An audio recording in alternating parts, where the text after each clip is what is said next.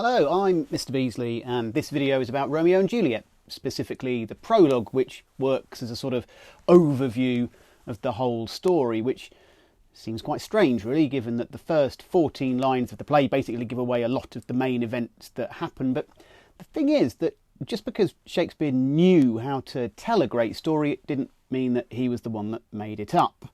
In fact, the original version of the story was written by a guy called Arthur Brooke, who in 1562 wrote a poem called The Tragical History of Romeo and Juliet. And a few years after that, someone called William Painter turned the same bones of this poem into a novel called Palace of Pleasure. And although dating the actual writing of Shakespeare's plays is problematic, the common acceptance is that Shakespeare didn't write his version of the story until 1595. And so what I'm saying here is that many people would have been familiar with the plot of Romeo and Juliet before they'd even seen the play.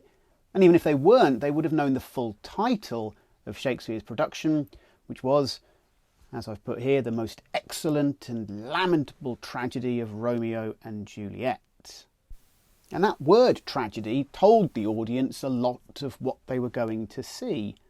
They would know that this is going to be a story about a person or people who are born into high status, that they will be essentially good characters, but that they will have something about their personalities, some flaw that will ultimately lead to their downfall.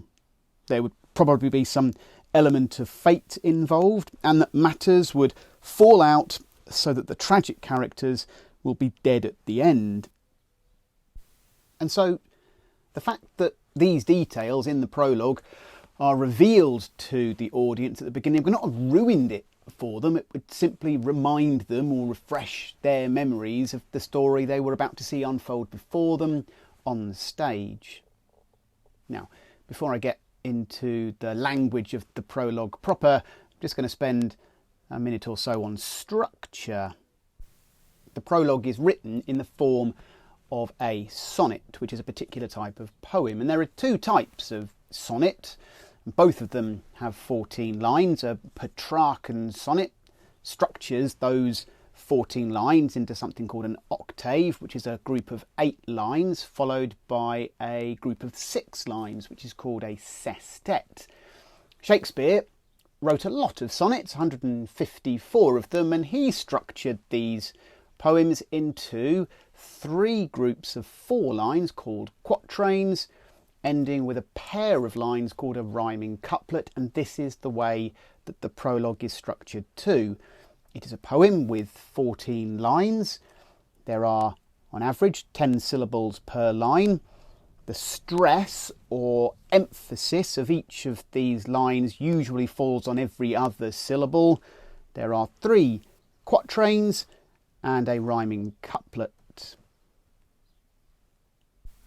And the way that you work out this structure is by looking at the rhyme scheme, and you can sort of use the alphabet in order to work out what the rhyme scheme is. So you look at the end of the first line, the word dignity, and you always call the first line the A line, and then you look to see which other line it rhymes with. So dignity doesn't rhyme with scene, so we ignore that one, but it does rhyme with the word mutiny, and so we can also call that the A line. The second line in the prologue ends with the word scene, which, as I've just said, doesn't rhyme with dignity, so we call it the B line. Doesn't rhyme with mutiny either, so it's still a B line. And when we look at the fourth line, where civil blood makes civil hands unclean, so scene, unclean, so we've got that as the B pairing in this quatrain. We can continue this in the next group of 4 lines, where we see the word foes rhyming with overthrows. The second quatrain is finished off with the lines that end life and strife, which are the D lines. And you can follow this rhyme scheme all the way through the poem, ending with that rhyming couplet at the end, attend and mend, which are G and G. The final thing I want to do here before moving on to have a look at the prologue properly is to show you probably one of the most famous lines from it. A pair of star-crossed lovers take their life. So a simple counting exercise first of all. If you count up here, you can see a pair of star-crossed lovers take their life. There are 10 syllables to this line. And if you look at the words that I've highlighted in blue here, you'll see that it's every other syllable which is stressed. There are 5 of these stresses. A pair of star-crossed lovers take their life. And where you get this sort of line structure, we call it iambic pentameter. So, here it is.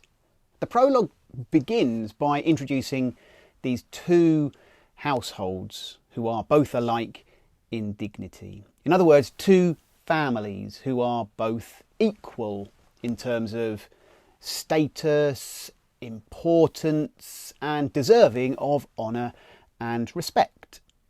The prologue then sets the scene for the audience, which here is in Verona in Italy. We then have the first mention of the feud that exists between these 2 noble families, an ancient grudge which just recently has come to the surface again.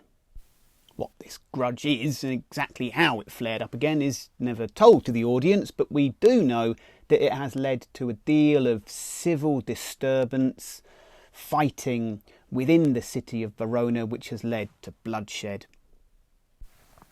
In the next pair of lines, the suggestion of fate's powerful influence is indicated. From forth the fatal loins of these 2 foes, a pair of star-crossed lovers take their life.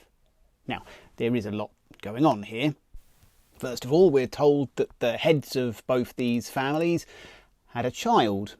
This is described as something fatal, and obviously fatal has a couple of different meanings. Firstly, the idea of fate, that the birth of these children from families who were enemies, quite close in age to one another, one a boy, one a girl, in itself had an element of fate to it, something which is inevitable.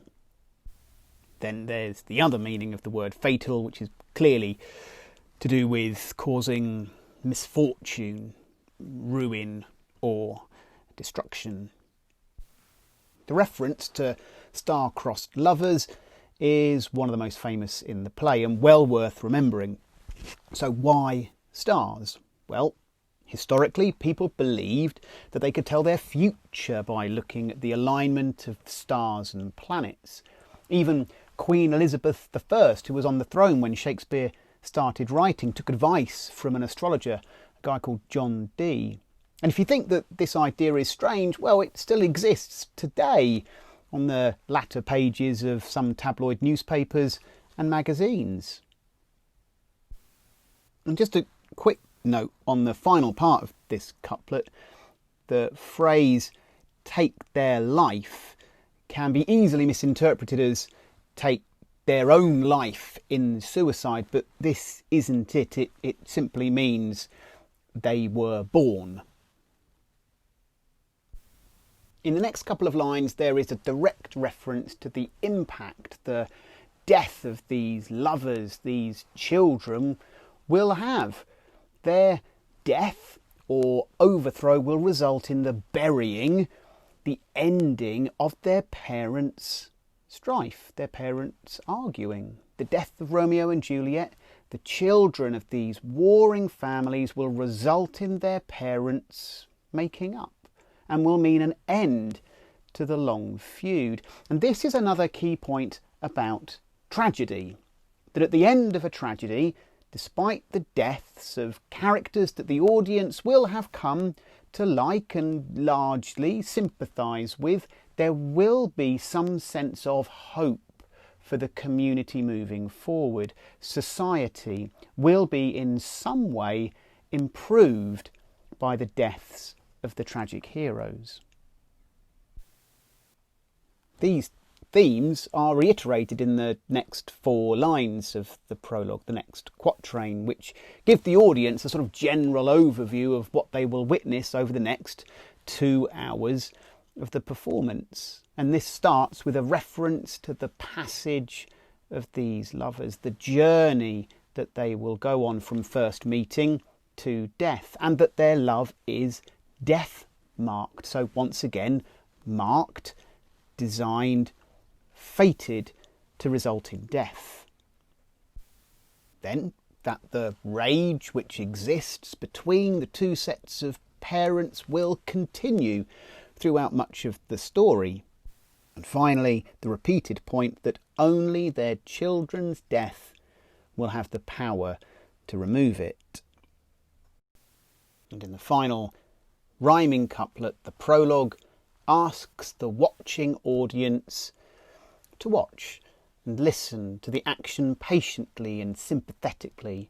And if they do that, then anything which the prologue has missed out, then the toil or the hard work of the actors will try to fill it in.